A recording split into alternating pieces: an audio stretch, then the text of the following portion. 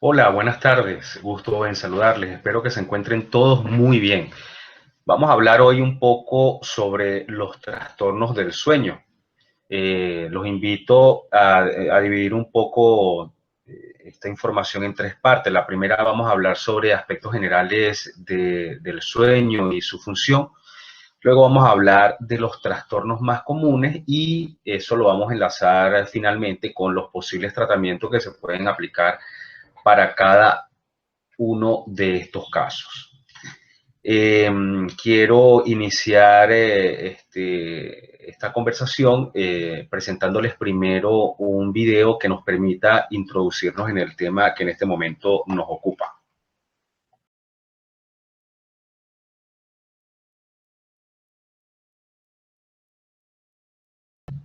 Bien, entonces como terminamos de ver en el video, vamos a introducirnos un poco más en las características específicas del sueño y su función. Bueno, fundamentalmente el sueño es un estado fisiológico, pareciera que tiene como finalidad recuperar las energías y generando un estado contrario a los estados de vigilia. Entonces, por lo tanto, el sueño se caracteriza por un estado en el cual hay bajos niveles de actividad fisiológica, donde hay una presión sanguínea disminuida, una respiración también disminuida, una disminución de la tonicidad muscular en general y también por una respuesta menor ante cualquier estímulo del medio ambiente. Digamos que se ha intentado entender un poco cuáles son las funciones del sueño, incluso cuáles son las funciones de cada una de las etapas del sueño. La primera que creemos tiene que ver con la posibilidad de reparar al organismo para llevar una vida en condiciones óptimas, tanto en estados de vigilia como en estados de sueño. Y en este sentido, pues se constituye una función meramente fisiológica.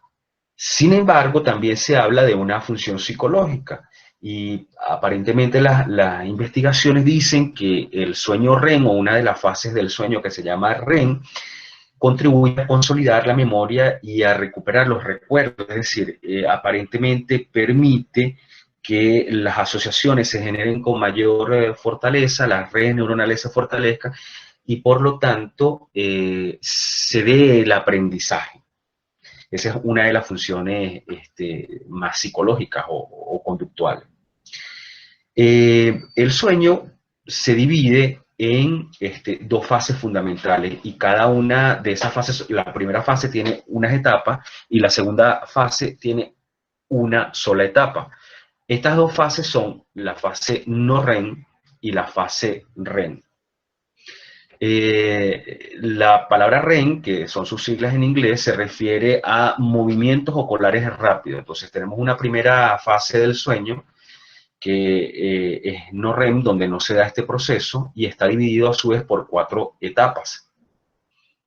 Vamos a hablar de cada una con un poquito de detenimiento. La primera etapa es lo que llamamos la etapa de transición o vigilia del sueño o somnolencia o adormecimiento. Según las investigaciones, ocupa más o menos el 5% del tiempo del sueño en los adultos sanos.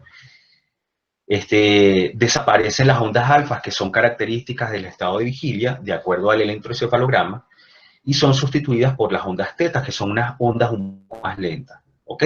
Que son propias de esta etapa que corresponde al sueño no REM. También, bueno, hay un enlentecimiento del ritmo cardíaco, un enlentecimiento de la respiración también, ¿ok? Y esta etapa dura unos pocos minutos, dura más o menos entre unos 5 y 15 minutos, ¿ok? Es esa primera fase en donde uno probablemente no sabe si está despierto o está dormido. Luego viene lo que llamamos la etapa número 2 o el sueño ligero, que aparece a continuación de esta primera etapa, y representa más o menos el 50% del tiempo general del sueño. Y se caracteriza por unas ondas electroencefalogramas con una frecuencia mayor que las tetas. El tono muscular se sigue haciendo un poco más débil, se eleva el umbral del despertar y corresponde al principio del sueño propiamente dicho. Y esta etapa suele durar más o menos entre 5 y 20 minutos. Obviamente, en cada sujeto tiempo puede variar. Antes de hablar de las otras etapas siguientes, pues les muestro este gráfico, fundamentalmente que nos ilustra las distintas etapas y vemos esas ondas del lado derecho del electroencefalograma y vemos las diferencias de las ondas en su amplitud para cada una de las fases del sueño. La primera etapa que hablábamos de etapa de somnolencia, adormecimiento, la segunda etapa del sueño ligero. Luego viene la etapa 3 de sueño profundo, que son ondas delta, y finalmente la etapa 4, que sigue siendo de la fase no REM, el sueño profundo. Y aquí vemos a continuación el tipo de ondas, que siguen siendo ondas delta, pero van cambiando un poco sus características. Luego tenemos la etapa 3 y la etapa 4 del sueño profundo. ¿Ok? Estas etapas se corresponden, bueno, como su palabra lo dice, a un sueño mucho más profundo, porque durante ellas aparecen las ondas delta, que son mucho más lentas. El tono muscular es débil, la frecuencia cardíaca y respiratoria disminuyen también, y durante esta fase, durante estas ondas delta, suelen ocurrir los sueños, así como los episodios de terror nocturno y los episodios de sonambulismo. Aunque existen movimientos oculares, a pesar de que no hemos llegado a la fase REM, son más lentos estos movimientos oculares. Y esta etapa puede durar entre 50, 60, 80 minutos. Hay una cosa bien característica en esta fase, porque como bien se explica, hay sueños y hay movimientos oculares más lentos, y también pueden existir movimientos motores distintos a lo que ocurre en la fase REM, durante la cual no hay movimientos motores, porque hay como una desconexión entre las funciones cognitivas y las funciones motoras. Entonces, bueno, como les decía, a continuación viene la fase REM. ¿Qué ocurre después de pasar por las etapas anteriores? ¿Okay? Las etapas anteriores pueden sumar entre 70 y 120 minutos. ¿Okay? Y luego de esto es que suele presentarse la primera fase REM. ¿Por qué dice la primera fase REM? Bueno, fundamentalmente porque durante la noche pasamos varias veces por esta fase. Entonces pasamos por la fase 1, 2, 3, 4 y llegamos a la REM. Algunas investigaciones parecen ir orientadas a decir que luego de esa quinta fase vamos otra vez en retroceso. Entonces salimos de la fase REM y vamos a la fase 4, 3, 2, 1 y volvemos a comenzar todo el ciclo general hasta volver a repetir la fase REM. ¿Ok? El tiempo en que se tarda en iniciar la fase REM nos va a hablar de su latencia. La fase REM dura unos 20 minutos, perdón, el 20% del tiempo total del sueño en el adulto. Como habíamos visto en el video anterior, el tiempo del soñar, que corresponde a la fase REM, suele durar unos pocos minutos, no dura demasiado, aunque se repite varias veces durante la noche. Y el tiempo total, el porcentaje total de duración de la fase REM puede variar con el paso de los años, siendo mucho mayor en los niños por lo general, ¿ok? Donde se observan estos movimientos oculares rápidos y la evolución completa del tono muscular. También se observa la disminución de la frecuencia respiratoria, perdón, mejor dicho, se observa un aumento de la frecuencia respiratoria en la fase REM y el pulso, ¿ok? Y como les decía hace rato, pues son las que duran menos tiempo y pueden pasar entre 10 y 40 minutos de duración en cada fase, ¿ok? Bien, bueno, aquí vemos nuevamente las ondas, ¿no? La diferencia de ondas para el caso de la vigilia, el sueño ligero, el sueño REM y el sueño profundo. ¿Ok? Lo cual indica que el cerebro funciona de manera distinta en cada una de esas fases. Otro aspecto importante a resaltar en este punto es que, contrario a lo que pudiéramos pensar, el cerebro funciona tanto o más en la fase del sueño o en la fase REM como lo hace en el tiempo de vigilia. Digamos que, sin embargo, las áreas que se activan pudieran ser distintas a las que estamos acostumbrados en las áreas en los momentos de vigilia. Bueno, aquí vemos algunas otras distinciones, ¿no? En el sueño REM hay presencia de una gran actividad cerebral, como les decía hace rato.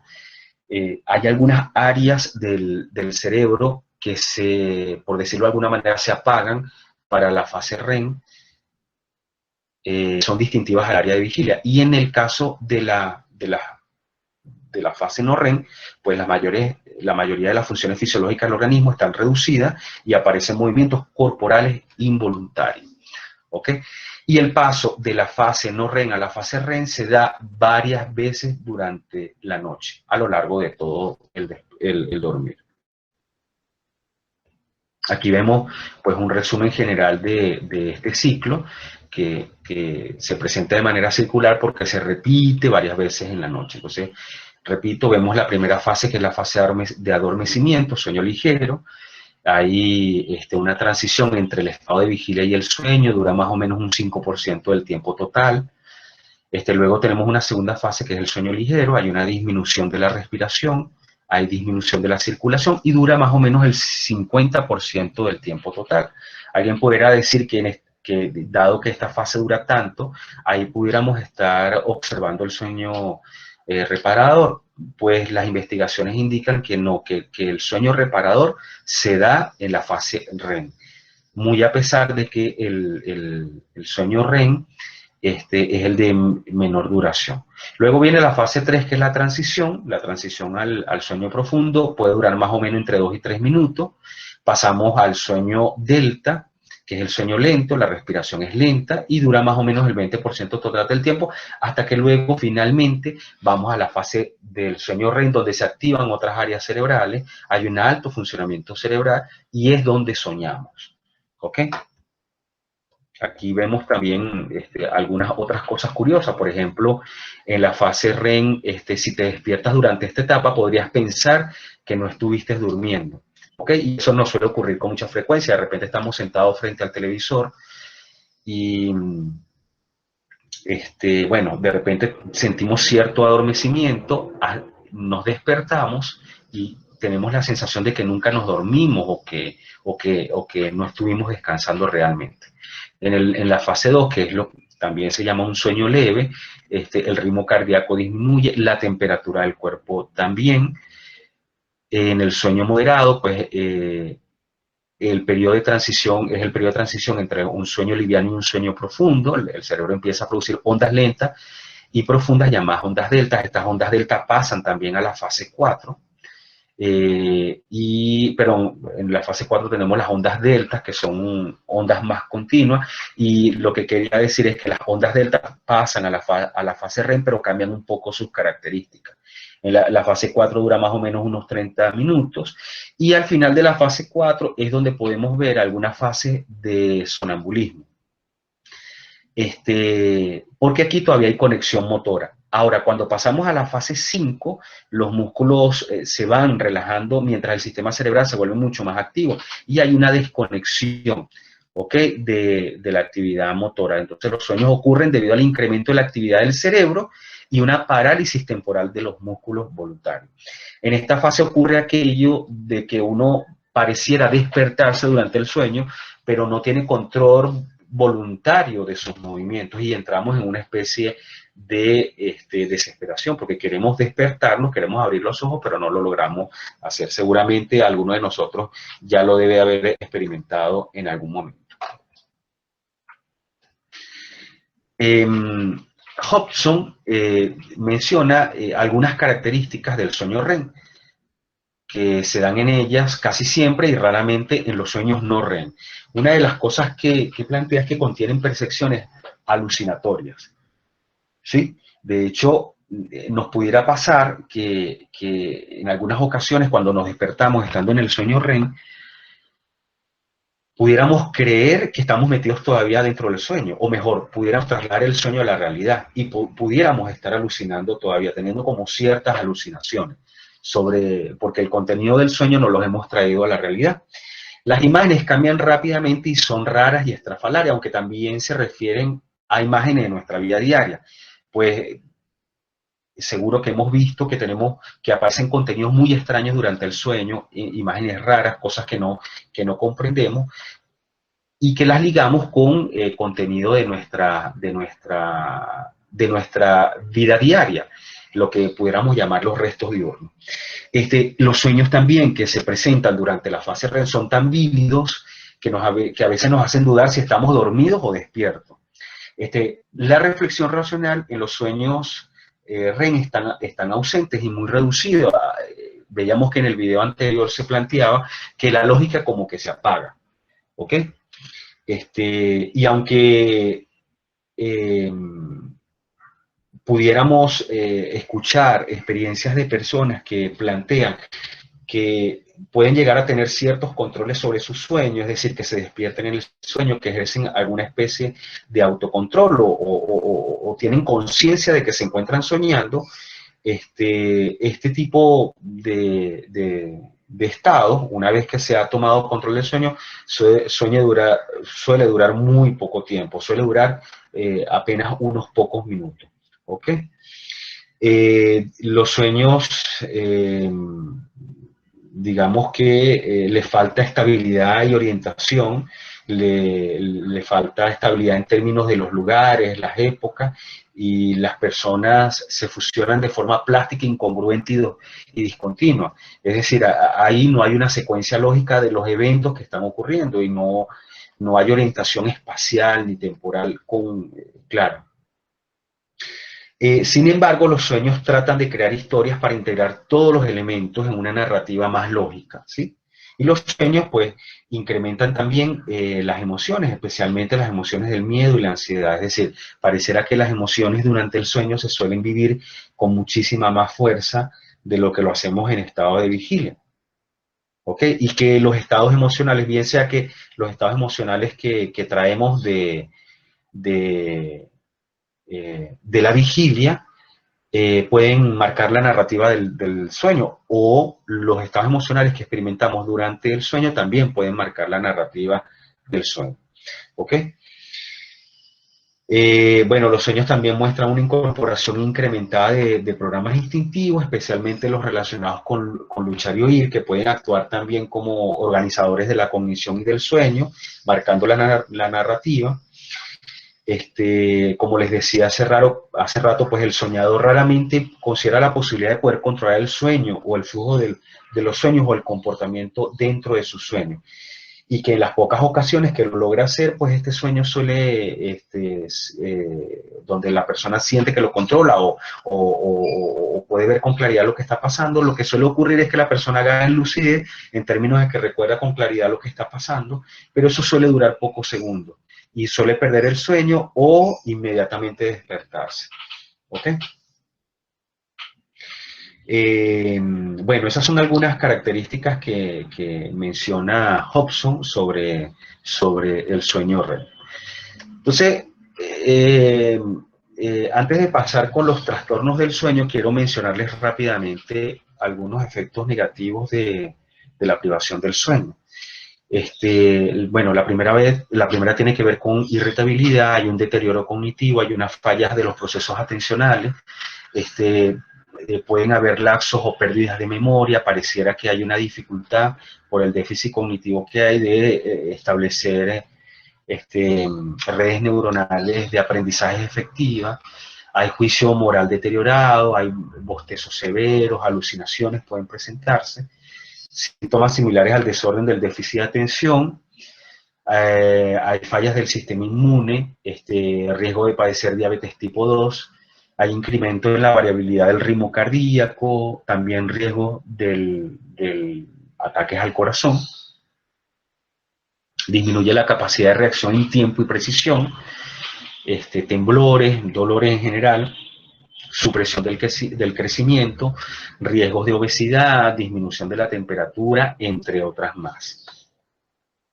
Entonces, entendiendo un poco cuáles son los efectos de la privación, vamos entonces a pasar a hablar un poco sobre los trastornos del sueño, su clasificación y también algunos tratamientos que son aplicados en estos casos. Bueno, los trastornos del sueño se clasifican fundamentalmente en dos tipos, ¿sí? Tenemos las disomnias y las parasomnias. Las disomnias fundamentalmente están relacionadas con dificultades para iniciar, mantener el sueño o la somnolencia excesiva. Mientras que las parasomnias son cosas que ocurren a la par con el sueño, ¿sí? Se caracterizan por conductas o acontecimientos fisiológicos que ocurren asociados al sueño. Dentro de las disomnias tenemos otra subclasificación y las más importantes tienen que ver con el insomnio, el síndrome narcoléptico, la apnea del sueño y del ritmo del ciclo circadiano.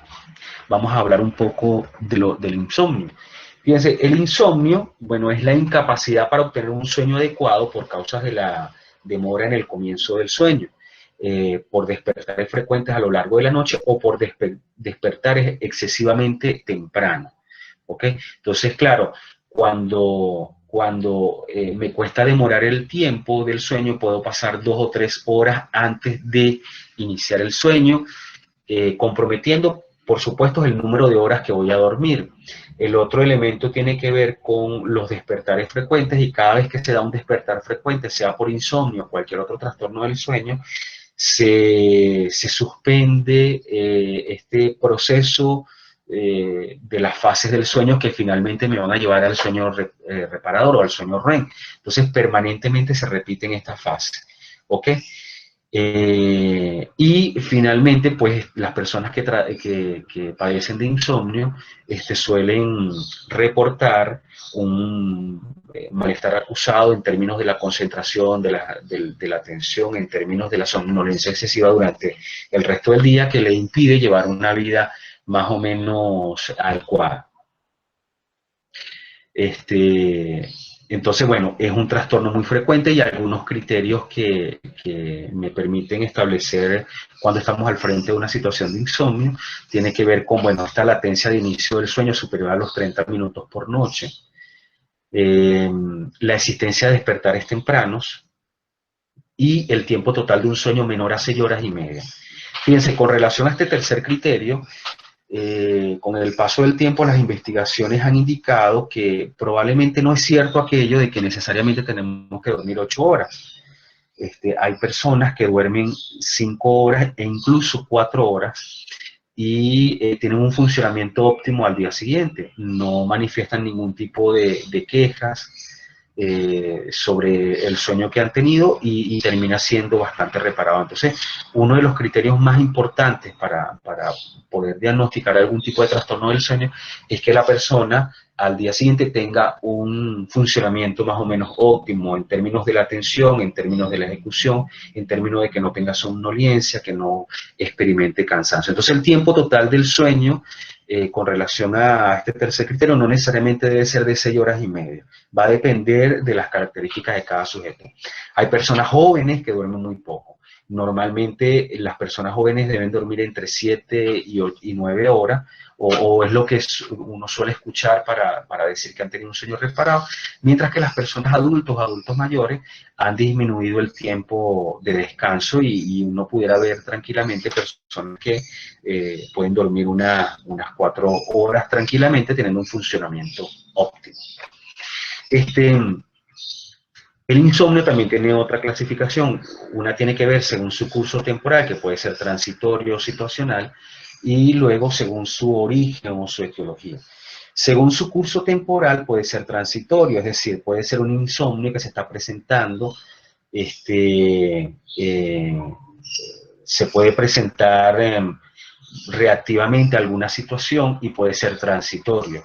¿Okay? Puede haber algún tipo de preocupación en curso, algún tipo de problema que impida que el insomnio se dé de manera favorable, pero aunque el sueño se dé de manera favorable y como su palabra lo dice, puede ser transitorio. Es decir, que al paso de cierto tiempo pues se vuelve a recuperar el sueño normal. O puede ser situacional, que está relacionado con algunos momentos en concreto. ¿Ok? Algunas condiciones del medio ambiente. Algunas personas no pueden conciliar el sueño en algunas circunstancias particulares. Y luego, pues tenemos según su etiología o su origen. Tenemos por un lado el primario que tiene que ver en cierta medida con que la persona siempre haya sufrido insomnio o no lo haya sufrido. Y también tiene que ver si es consecuencia de un trastorno orgánico o no lo es. Y el secundario que tiene que ver con la aparición del insomnio a partir de un proceso de vida, un proceso vital a partir de algún momento. Y también que sea producto de algún trastorno de tipo orgánico que esté exacerbando esta situación. Hay varias perspectivas teóricas que nos indican cuál pudieran ser las posibles hipótesis por las cuales las personas sufren de insomnio. Hay una primera hipótesis que es la hipótesis de activación somática. Y dice que, bueno, que las personas tenemos una activación fisiológica que nos lleva a una tensión muscular elevada que es totalmente antagónica al sueño. Bien, que esta tensión puede ser acumulativa, que puede ser el producto del día a día y que la persona tiene una gran incapacidad para eliminar esa tensión. Y dada esta incapacidad, pues no puede conciliar el sueño. Digamos que las estrategias más empleadas para este tipo de problemas pues son la relajación progresiva, la relajación de tensión-relajación o la relajación pasiva. Podemos también utilizar el entrenamiento autógeno. ¿Okay? Si bien lo recuerdan, son estrategias en donde se le induce a las personas por medio de su gestión el desarrollo de ciertos estados corporales. Por ejemplo, yo le podría decir a las personas que imaginen que sus brazos están muy, muy pesados y luego irme paseando por los grupos musculares de su cuerpo o decir que la cabeza, la espalda y así sucesivamente hasta llegar a los pies y favorecer un estado de pesadez que permita la relajación. También pudiéramos utilizar la meditación trascendental, el biofeedback para el manejo de la atención y algunos procedimientos hipnóticos o de hipnosis que en general buscan fundamentalmente que la persona desarrolle estados de relajación profunda en su organismo que se parecen mucho más a los estados del sueño. Hay otra hipótesis de la misma activación somática que plantea que está relacionada un poco más con aquello que llamamos los estilos interactivos del sujeto o lo que llamamos los patrones de personalidad ansiosos o perfeccionistas, aquello que en algún momento se ha llamado estilos de personalidad tipo A, que son personas perfeccionistas, controladoras, de alguna manera un poco cuadriculadas, predispuestos a internalizar las relaciones de los acontecimientos externos, de la vida, si se me permite la palabra, somatizar los conflictos de alguna manera. Y pues dada esta activación emocional, tienen una activación fisiológica permanente y también pues tienen una dificultad para deshacerse de esta activación fisiológica que es antagónica, que es contraria a los procesos del sueño. Entonces, algunas de las estrategias utilizadas, porque están muy más relacionadas con los procesos cognitivos, son el entrenamiento de manejo y control del estrés y la reestructuración cognitiva. Y hablamos de reestructuración cognitiva basándonos en ese modelo que establece pues que si modificamos los pensamientos, modificamos las emociones. Si logramos modificar lo que al sujeto le está preocupando, entonces en consecuencia pudiéramos modificar esas emociones disminuyendo su activación y por lo tanto favoreciendo el sueño. Hay otra hipótesis desde las perspectivas teóricas del insomnio que establece que tiene que ver un poco con la ansiedad de actuación. ¿Okay? Entonces hay unos intentos del sujeto por controlar voluntariamente el proceso de vigilia-sueño una vez que comienza a experimentar dificultades para dormir. Entonces, en el intento por apresurar el sueño, digamos que puede tener un efecto contrario de lo que se intenta, provocando más bien el aumento de la activación autónoma y demorando el comienzo del sueño.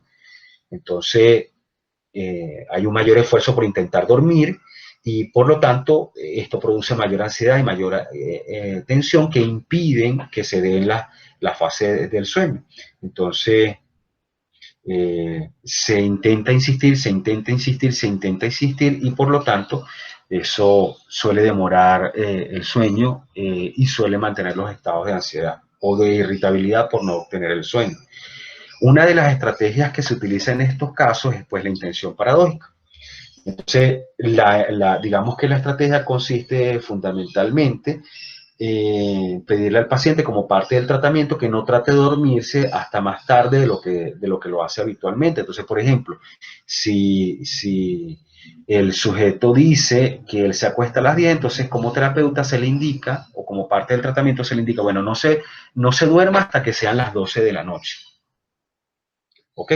Entonces, ¿qué es lo que conseguimos con ello? Bueno, de entrada situamos el origen del problema en una causa externa al paciente y no en él. O sea, ahora ya el paciente no puede dormir debido a que no logra conciliar el sueño, perdón, no logra dormir, no porque no logra conciliar el sueño, sino porque alguien se lo ha exigido. Es decir, de alguna manera, como que ponemos el locus de control afuera, el locus de control externo. Y entonces ya el paciente o el sujeto no se considera responsable de no poder dormir y de tener que controlarlo él, sino que más bien él evita el sueño porque hay un ente externo que le ha dicho usted no se debe dormir. Entonces, el primer efecto que solemos obtener de esta estrategia es que se disipa la ansiedad de anticipación, con lo cual es mucho más probable que el resultado final sea la aparición del sueño ante lo esperado, porque realmente la razón que impide que ocurra el sueño es la anticipación ansiosa del mismo sujeto al decir no me voy a poder dormir. Hay otra hipótesis que habla del control de estímulo, ¿ok? Entonces plantea que los estímulos o características de la situación llegan a emparejarse con la conducta que ocurre en esa situación. Entonces, las características de la situación se convierten en señales discriminativas para realizar tales actividades. Entonces, por ejemplo, yo puedo asociar la habitación o el dormitorio con comer, estudiar, leer, hablar por teléfono, ver televisión, utilizar la computadora, oír música, resolver, preocuparse, discutir con la pareja. Entonces, por supuesto, cada vez que el sujeto ingresa al dormitorio, estos estímulos más bien predisponen o anticipan probabilísticamente la aparición de conductas de este tipo, de conductas de activación. Entonces, digamos que una de las estrategias empleadas aquí es este mismo control de estímulo, enseñándole al sujeto que el dormitorio, que la habitación debe ser asociada solamente a aquellos estímulos que favorezcan el sueño. Por lo tanto, se le prohíbe, por decirlo de alguna manera, al sujeto que vea televisión en la habitación, se le prohíbe leer en la habitación, se le prohíbe comer en la habitación, estudiar, discutir con la pareja y limitar el dormitorio exclusivamente a dormir y en los casos de pareja a tener intimidad y a dormir, solo a esos dos elementos. Un ejemplo típico de esto, por ejemplo, pueden ser las iglesias, ¿no? Seguramente a muchos de nosotros nos ha pasado que vamos a los templos y inmediatamente que ingresamos hay todo un comportamiento de recogimiento, de guardar silencio. Algunos plantean que sienten una especie de paz que le provoca cerrar los ojos, rezar, orar, mantenerse en silencio o ponerse en un estado meditativo. Entonces, nada, esto fundamentalmente se logra porque hay un control estimular bien importante dentro de los templos que favorecen este tipo de comportamiento. Entonces, lo mismo queremos lograr con las personas que tienen el insomnio, de manera que una vez que ingresen al dormitorio se favorezcan estos comportamientos del sueño. ¿Qué quiere decir esto también? Que una vez que usted esté en el dormitorio y usted vaya a dormir y note que pasan unos 10 minutos y no logra conciliar el sueño, debe retirarse de la habitación, debe irse a otro espacio, bien sea a conversar, a hacer otro tipo de actividad o a esperar simplemente que le dé sueño. Vaya a la cocina, a la sala comedor, vaya a al estudio, a otro tipo de habitaciones, y solo cuando usted comienza a sentir el sueño, entonces diríjase a la habitación y acuéstese, ¿ok? Hay otra hipótesis que se llama la activación cognitiva, en donde se postula que los individuos pueden ser incapaces de controlar sus cogniciones por la noche. Es decir, tienen preocupaciones y utilizan el espacio antes de dormir para planificar actividades, teniendo dificultades para controlar estos pensamientos. Entonces, desde el punto de vista del modelo cognitivo, se plantea que obviamente si usted tiene algún tipo de pensamiento ansioso o algún tipo de preocupación, va a tener una activación fisiológica que no le va a permitir, de alguna manera, favorecer el sueño. Algunas estrategias utilizadas para este tipo de problemas tiene que ver con la refocalización cognitiva, el empleo de la imaginación, la relajación ocular y el uso de la meditación. Cuando hablamos, por ejemplo, de refocalización cognitiva, nos referimos un poco a que el sujeto puede tomar la decisión activa de decir, bueno, en este momento no voy a pensar más sobre ese tema, mañana cuando me levante a las 7, 8 de la mañana voy a pensar en ese tema. Este es el momento para dormir. Otro tiene que ver esta misma refocalización cognitiva con cambiar el foco atencional que tengo en ese momento. Entonces, pensar en otra cosa que no me genere estas respuestas emocionales, que sea competitivo, que sea antagónico y que favorezca los estados de relajación. Y por eso hablamos del empleo de la imaginación. El sujeto pudiera tratar de focalizarse en una situación que a él le genera mucha tranquilidad y mucha paz, que para cada uno puede ser una cosa distinta. Algunos podrán imaginarse el frente del mar, algunos pueden imaginarse en la playa, en la montaña o en algún lugar específico que le genere muchísima tranquilidad. También se utiliza la relajación ocular. Algunos, por ejemplo, abren y cierran los ojos rápidamente durante unos cuantos minutos para facilitar la relajación ocular por el efecto del cansancio. También algunos se colocan las manos en los ojos para cerrarlos, para eliminar la entrada de luz y también favorecer la aparición de la melatonina. Y también se puede utilizar el uso de la meditación. Lo más importante en todo esto, porque estamos hablando de una activación cognitiva, es realizar algún tipo de actividad que favorezca la relajación, pero que también implique, de alguna manera, cambiar el foco atencional, porque tiene que ver más con nuestros pensamientos. Algunas otras posibles causas del insomnio tienen que ver con, por ejemplo, la ingesta crónica de depresores o estimulantes del sistema nervioso central y una variedad de drogas que interfieren con el sueño, empeorando el trastorno original. En este sentido, pues, les puedo comentar que algunas personas pueden utilizar el uso del alcohol para favorecer el sueño, pero que este alcohol utilizado en altas dosis, por ejemplo, aunque pudiera tener la sensación de que favorece el inicio del sueño, interfieren en el desarrollo de las fases del sueño. ¿Ok? Entonces, obviamente, esta fase 2, 3, 4 y la fase REM no se desarrollan adecuadamente. Algunos especialistas también plantean que el uso de los hipnóticos, el uso de estos medicamentos que suelen favorecer el inicio del sueño, que en efecto lo logran, pero suelen tener algún efecto aversivo, desagradable o contrario, y es que pareciera que no favorecen el desarrollo de las fases del sueño. Por ejemplo, se dice que estos psicotrópicos, por ejemplo, el Alpran, el Ribotril, pudieran de alguna manera evitar que apareciera la fase REM del sueño. Aunque la persona duerme, no suele desarrollar un sueño reparador, o al menos con el paso del tiempo no suele obtener un sueño reparador. La recomendación en estos casos siempre es porque hay personas que lo requieren. Hay personas que tienen una alteración del sueño que no les permite dormir y probablemente lo indicado en estos casos es utilizar algún tipo de medicamento que lo favorezca, un poco para regularizarlo. Sin embargo, la recomendación siempre es que se haga bajo supervisión. Que se haga supervisión, tanto la instauración del medicamento, el mantenimiento y luego la eliminación del medicamento, porque debe hacerse con ciertos parámetros para evitar ciertos eh, efectos aversivos, desagradables, como por ejemplo el trastorno, eh, la abstinencia, por ejemplo.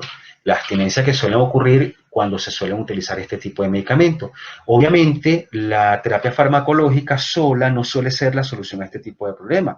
Se debe incorporar otro tipo de tratamiento terapéutico, tratamiento psicológico, que incluya tanto higiene del sueño, control de estímulos, estrategias de manejo y control del estrés, reestructuración cognitiva, planificación del tiempo, solución de problemas, etcétera, etcétera, que permitan favorecer la aparición de un sueño sin necesidad de utilizar fármacos. Pero repito, hay muchos casos que en principio requieren que sean utilizados.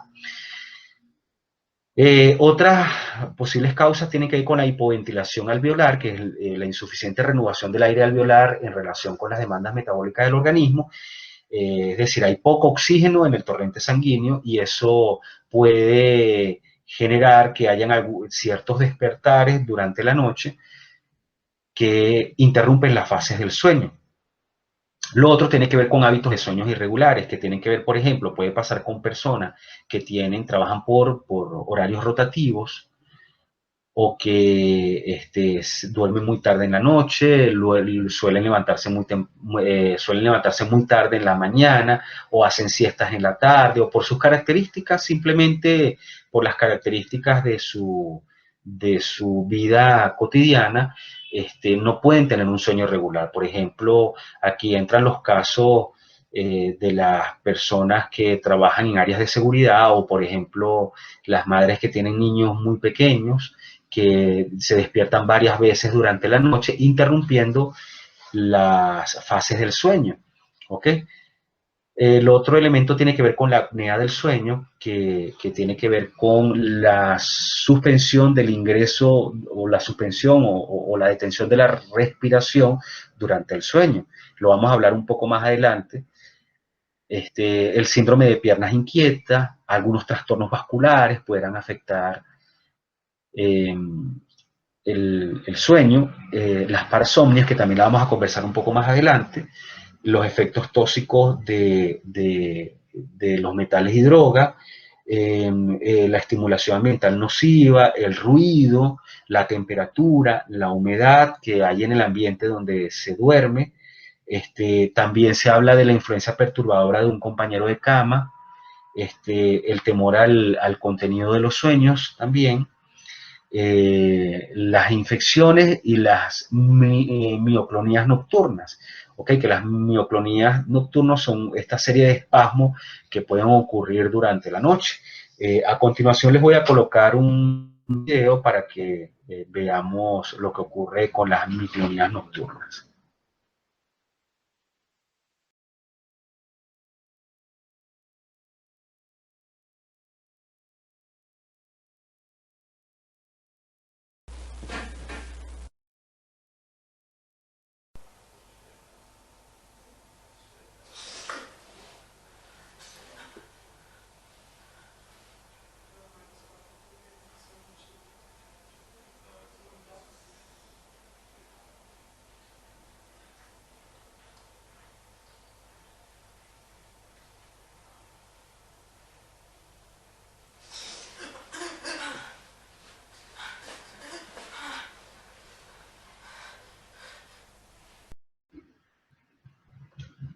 Bien, entonces vamos a hablar ahora del síndrome narcoléptico, ¿no?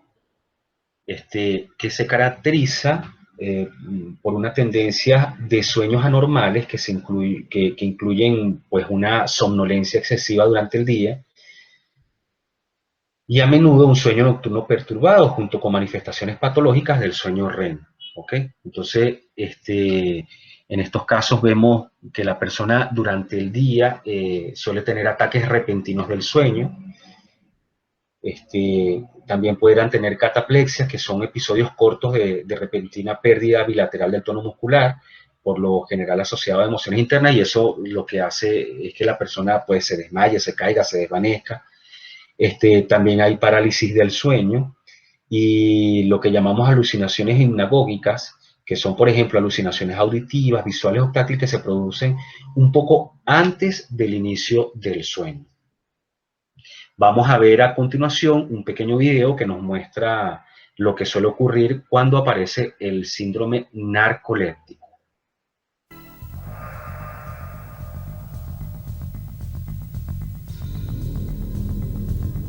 Durante años, los científicos han sabido de un grupo de personas con un cuadro sintomático muy curioso. Constantemente se quedan dormidos, aparentemente sin razón alguna.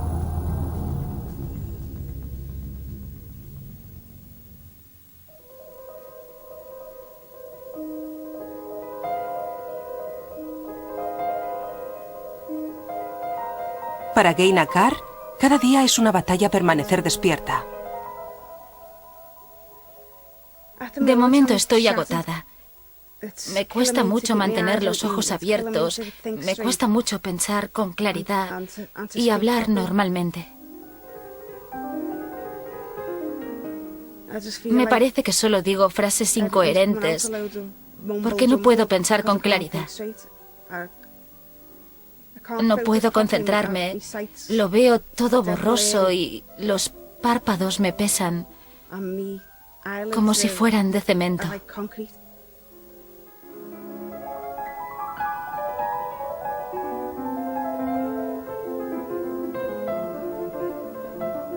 Geina tuvo los primeros síntomas de esta enfermedad siendo una niña, en Liverpool. Recuerdo que siempre me he quedado dormida, incluso desde los 7 años. Recuerdo cosas del colegio o cuando estaba en los Scouts, cuando en las reuniones me quedaba dormida y me caía de la silla. Geina estaba experimentando los primeros síntomas de narcolepsia. Es una enfermedad que hace imposible mantener un empleo. Todos los empleos que he tenido desde que dejé el instituto, bueno, la mayoría han sido en fábricas cosiendo a máquina. Y ese no es el trabajo ideal para alguien con narcolepsia. Cuando me quedo dormida, me doy golpes contra la máquina de coser o lo desordeno todo. Tengo que meterme cosas en el bolsillo para llevarlas a casa y arreglarlas y devolverlas al día siguiente añadiéndolas al trabajo que estaba haciendo. He trabajado en tantas fábricas cosiendo que creo que no queda ninguna de Liverpool en la que no lo haya hecho. Aunque quiere trabajar, hace años que Geina no lo hace.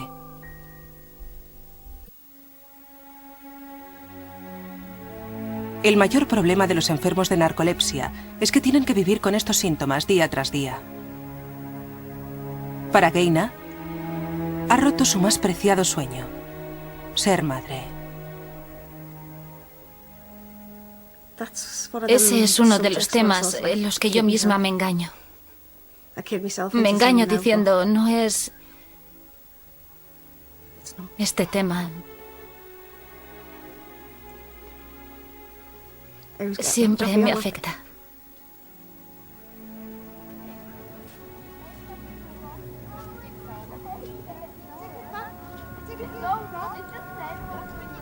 He tenido ideas suicidas y he pensado en ello varias veces,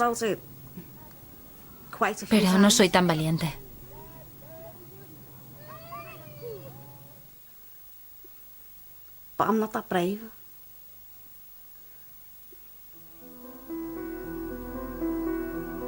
Lo que aún empeora más las cosas para los enfermos de narcolepsia es que incluso las personas más cercanas a ellos no creen que les ocurra nada.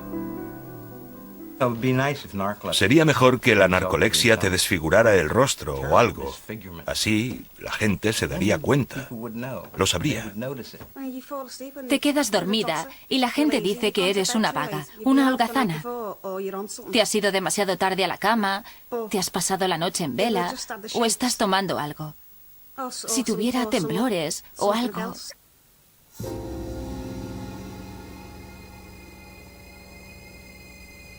Para los enfermos de narcolepsia, parece que ya hay esperanza. Por fin, la ciencia se los toma en serio. Ok, acabamos de ver entonces el video de narcolepsia, que habla más o menos de qué es lo que suele ocurrir en estos casos. Fíjense, los tratamientos que en la actualidad se aplican van más dirigidos al tratamiento de los síntomas, más que a su génesis que pareciera aún ser desconocida. ¿Ok? Entonces, algunas de las cosas que se suele utilizar es el uso de siestas cortas, que suele proporcionar alivio a los pacientes. También se les ha propuesto el uso, permitirles que duerman durante 2 semanas todo el tiempo que les sea posible, y pareciera que se suelen observar algunas mejorías durante los meses siguientes. En el caso de los narcolépticos con cataplexia, bueno, se suele utilizar el uso del control de estímulos para identificar cuándo vienen estos posibles ataques, de manera que ellos puedan aprender a afrontarlos adecuadamente, es decir, se resguarden en un lugar seguro, se sienten, se coloquen en un lugar en donde no estén en riesgo. Y finalmente el tratamiento farmacológico. Hablemos ahora de la apnea del sueño. Que la apnea del sueño es fundamentalmente la existencia de problemas de oxigenación o respiración durante el sueño, porque cesa por completo la señal respiratoria durante al menos unos 20 segundos de duración. ¿Ok? Y estas personas pues pasan de forma típica por un ciclo repetido del sueño de apnea, luego de activación, restablecimiento de la respiración y de nuevo el sueño. Y por supuesto, esto ocurre muchas veces durante la noche y genera una interrupción de las fases del sueño, y no es extraño que observemos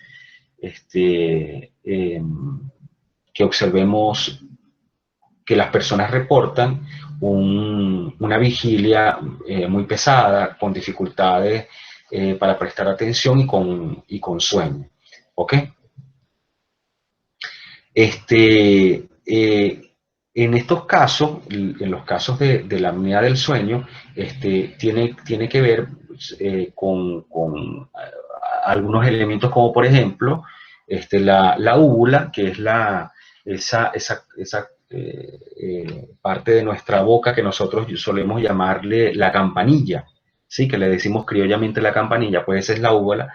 A veces suele interferir en el paso del aire. También las amígdalas que están regrandecidas o adenoides grandes pueden influir en el desarrollo normal de la respiración. Entonces, bueno, se plantean varios tratamientos para este tipo de trastorno. Hay uno que es el farmacológico para el caso de la apnea central y mixta. También tenemos tratamientos quirúrgicos, ¿ok?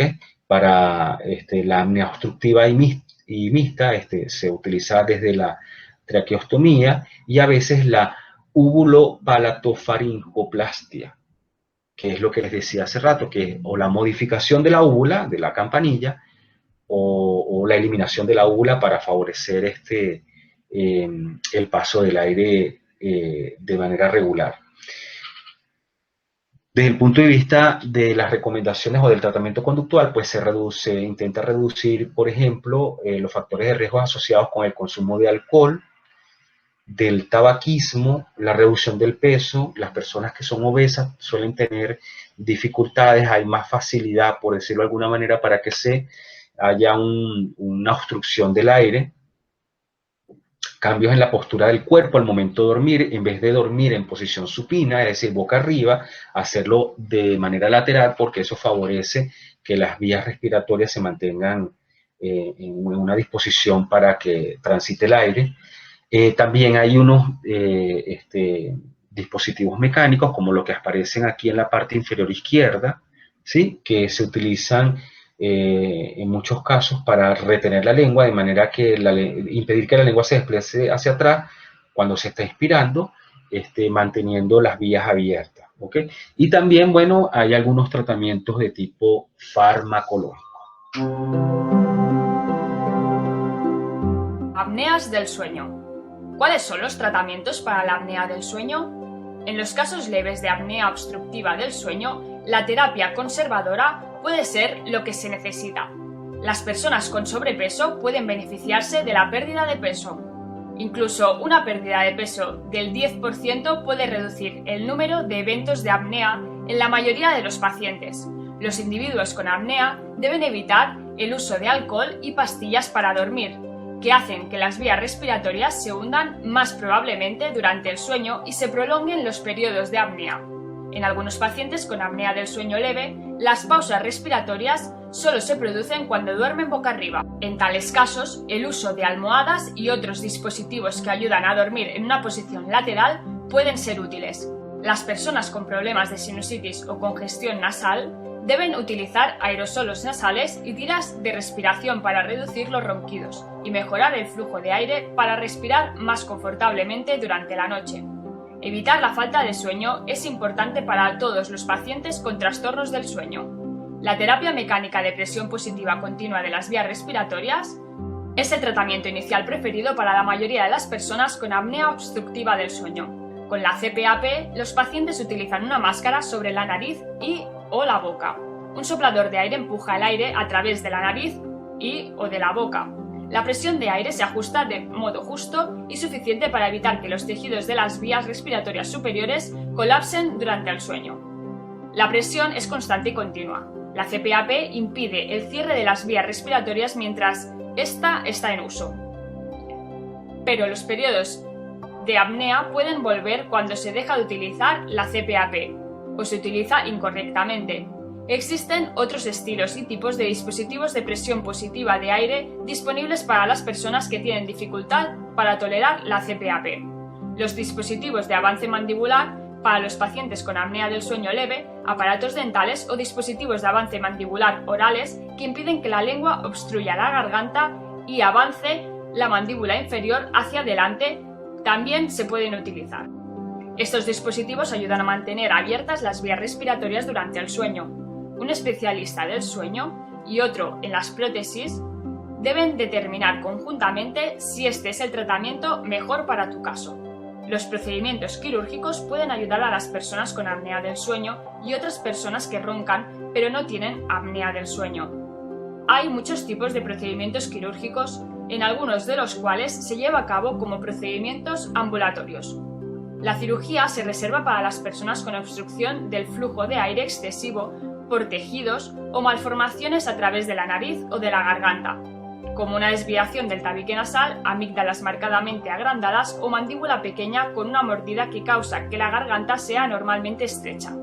Estos procedimientos se realizan, por lo general, después de que la apnea del sueño no haya podido responder a las medidas conservadoras, ni a la CPAP. Los tipos de cirugía incluyen somnoplastia, un procedimiento mínimamente invasivo que utiliza energía de radiofrecuencia para reducir el tejido blando en la vía aérea superior. Amigdalectomía, un procedimiento que elimina el tejido amigdalino en la parte posterior de la garganta, que es una causa frecuente de obstrucción entre los niños con apnea del sueño. Uvulopalato-faringoplastia, un procedimiento que elimina el tejido blando en la parte posterior de la garganta y el paladar. El aumento de la anchura de la vía aérea abre la garganta. Cirugía mandibular y maxilar, una corrección quirúrgica de ciertas anormalidades faciales u obstrucciones de la garganta que contribuyen a la apnea del sueño. Este es un procedimiento invasivo que se reserva para los pacientes con apnea del sueño severa o con alteraciones de cabeza y cara. Cirugía nasal, corrección de las obstrucciones nasales, tales como un tabique desviado. Otro tipo de trastorno relacionado con la disomnia tiene que ver con los trastornos del ritmo circadiano, ¿ok? Que tienen que ver con una perturbación persistente o recurrente del patrón del sueño, ya que existe una falta de sincronización entre el sistema endógeno circadiano, sueño-vigilia del individuo y las demandas exógenas del medio ambiente. Es decir, por las razones que sea, estas personas tienen dificultades para adaptarse o para ajustarse a los espacios de sueño que suele tener pues, el común denominador. Por ejemplo, podemos observar que en muchos casos hay demoras en el inicio del sueño y hay un despertar tardío, que las personas tienen dificultad para iniciar el sueño en un horario convencional durante la noche y una gran dificultad para levantarse en las mañanas, logrando despertarse muy tarde, lo cual trae, bueno, un sinnúmero de problemas asociados. También hablamos de las fases de sueño adelantada.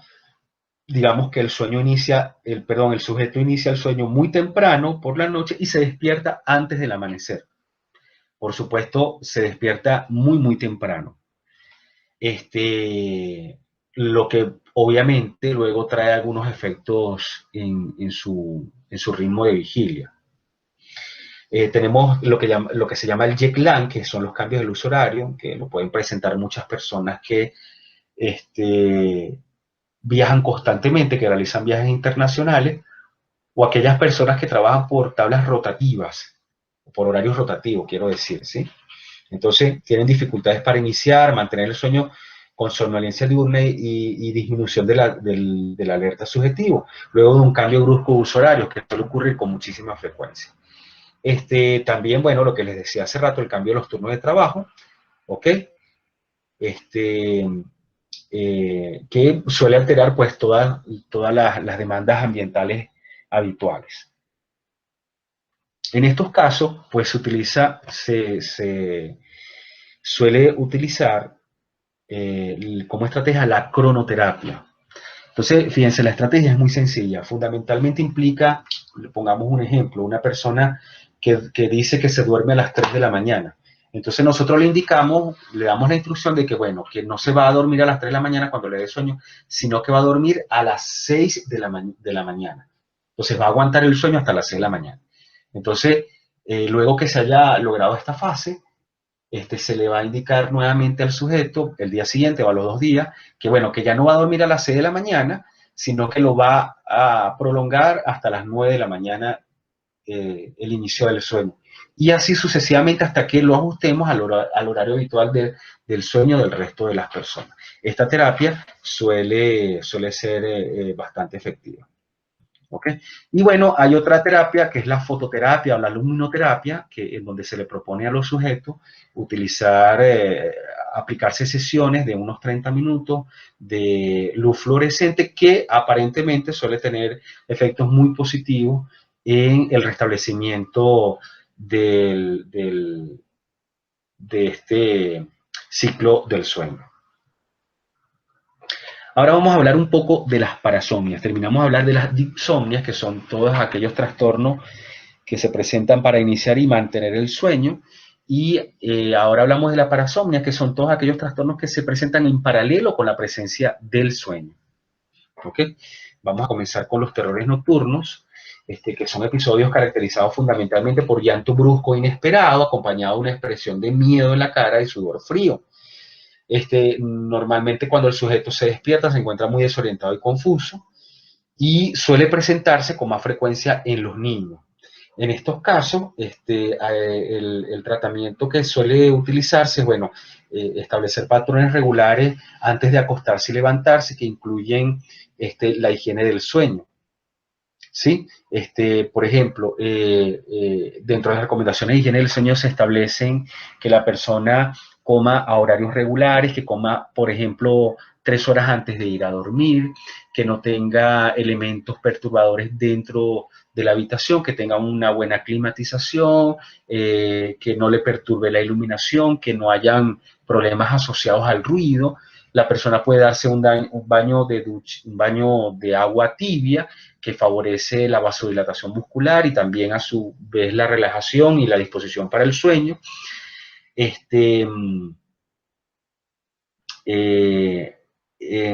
y utilizar todo este tipo de estrategias que favorecen la rutina. Y en el caso, por ejemplo, de los niños, dormir a 1 hora, utilizar algún tipo de siesta en caso de ser necesario. También se utiliza el entrenamiento autógeno, como ya decíamos, que es el entrenamiento autógeno o la relajación, alguna actividad que permita favorecer la relajación muscular. Y también en los adultos, pues cuando esto ocurre con mucha frecuencia, suelen utilizarse tratamientos farmacológicos, que son los hipnóticos, algún tipo de psicotrópico que favorezca el inicio del sueño. Luego tenemos también las pesadillas nocturnas. Bueno, con relación a los terrores nocturnos, otra recomendación es, por ejemplo, en el caso de los niños, sentarse junto al niño, quizás abrazarlo y esperar que se le pase la crisis, digamos que no ponerse muy nervioso y decirle que se encuentra en un lugar seguro, que todo ya pasó, que todo se tranquilizó, con calma, con serenidad, hasta que él recupere su tranquilidad. ¿Ok?